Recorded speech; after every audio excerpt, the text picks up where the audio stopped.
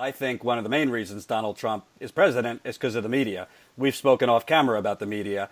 Your father understands independent media, came on the Young Turks a few times, but CNN specifically would show empty podiums instead of thousands of people at a Bernie Sanders rally. They didn't want, when CNN covers the issue of public college tuition or single payer, there's kind of a drip of condescension in every question. Whereas they're not questioning the fact that Donald Trump's pushing $54 billion in extra defense spending. That's not pie in the sky.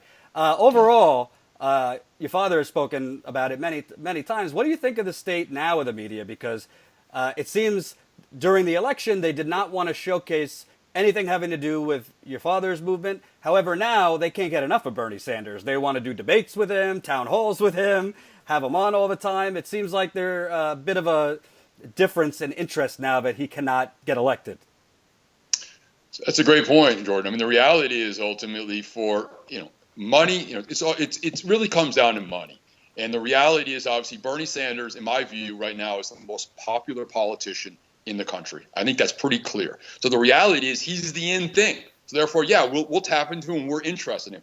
Beforehand, we're a little concerned that Bernie Sanders could actually win this thing, and we don't want this because this is going to significantly affect corporations and our buddies. So therefore, we don't want that. But now that Bernie Sanders is, quote, kind of out of the equation in terms of having the power that we were concerned about, then we can give Bernie Sanders a lot more attention when, quote, a lot of people have, quote, given up on politics and particularly in terms of the Democratic Party.